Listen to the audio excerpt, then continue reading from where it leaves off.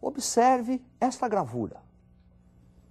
Benito Mussolini e uma frase famosa: tudo para o Estado, nada contra o Estado, ninguém fora do Estado. Daí o termo totalitarismo. A participação do Estado na vida do indivíduo é total. O regime fascista vai ser implantado na Itália em virtude de algumas causas, algumas consequências típicas do regime italiano. Observe.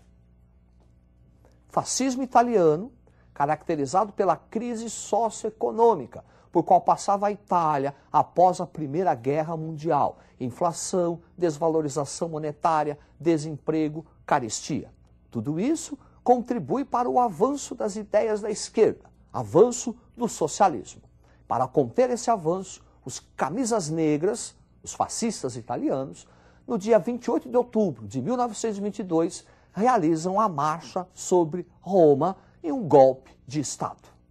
A partir desse golpe de Estado, Benito Mussolini vai implantar o regime fascista, um regime caracterizado pela supressão das liberdades individuais. Observe no quadro. Regime fascista caracterizado pelo uso do terror e violência, principalmente pelos camisas negras, corporativismo, que seria uma aliança entre os interesses da classe patronal e da classe trabalhadora para evitar lutas de classes, Carta do Trabalho, onde algumas conquistas serão dadas aos trabalhadores, como jornada de trabalho, regulamentação do trabalho infantil e feminino, como forma de esvaziar o movimento operário, e a supressão dos direitos e das liberdades individuais. Proibida a organização sindical e, portanto, as greves. Um outro regime totalitário surgiu também na Europa, na Alemanha. Observe esta figura. Adolf Hitler e o slogan da propaganda nazista: tu não és nada, teu povo é tudo. O nazismo surgiu na Alemanha também em virtude da crise financeira e econômica pós-Primeira Guerra Mundial. Observe a tela. Ascensão do nazismo, crise socioeconômica da Alemanha após a Primeira Guerra Mundial, reforçada pela crise de 1929, representou um avanço da esquerda alemã. Para conter esse avanço, a direita, o grupo conservador alemão, conseguiu a eleição de Adolf Hitler. Observe duas coisas.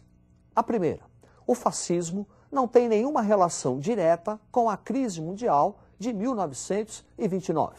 Os fascistas chegaram ao poder em 1922. Os fascistas chegaram ao poder através de um golpe de Estado, marcha sobre Roma. Já o nazismo tem uma relação direta com a crise mundial de 29, que acentuou a crise econômica da Alemanha, e Adolf Hitler chega ao poder através das regras democráticas.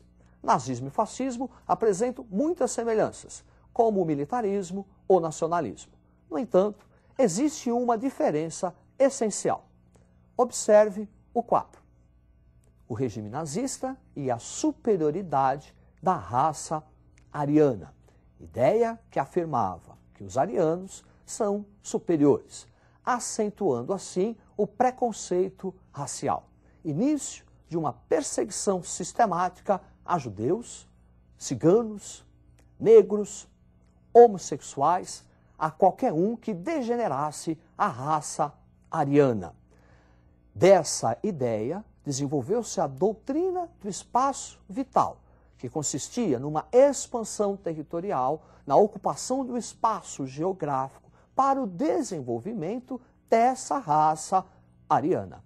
É desse expansionismo que nós vamos encontrar uma das causas para a Segunda Guerra Mundial.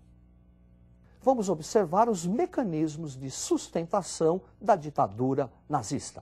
Observe o quadro.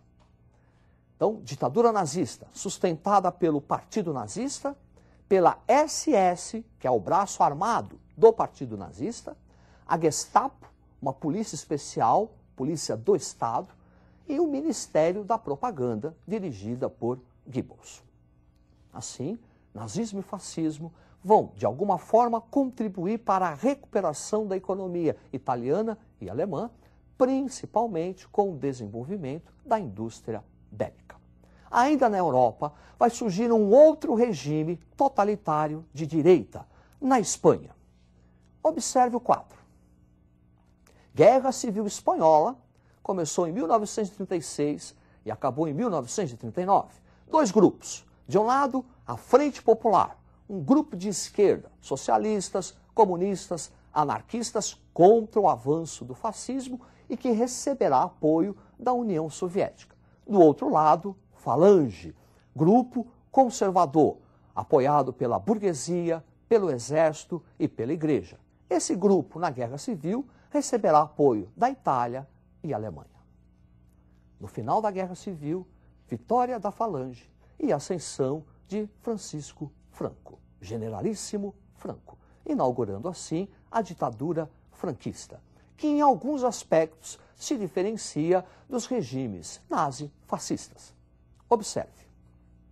Franquismo, supremacia do exército e não supremacia do partido, e um clericalismo acentuado, uma forte influência da Igreja Católica nos assuntos políticos.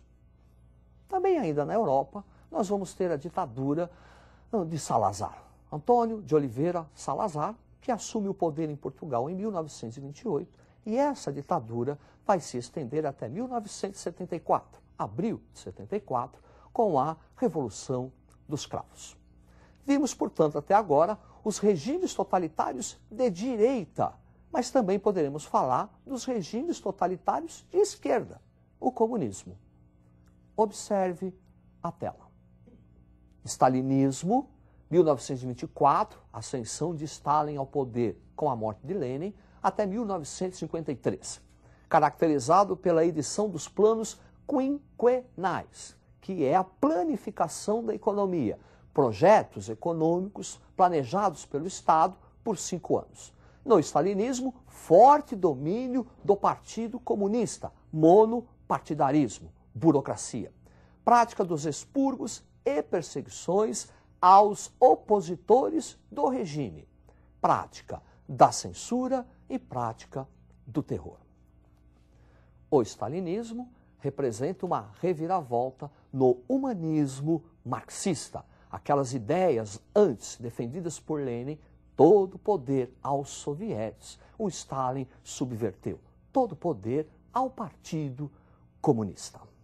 Então, na aula de hoje, nós observamos a crise mundial de 29 e o reflexo dela, fortalecendo os chamados regimes totalitários, o nazifascismo, e também o regime de esquerda, o totalitarismo, o comunismo. É isso aí, estude bastante e até a próxima.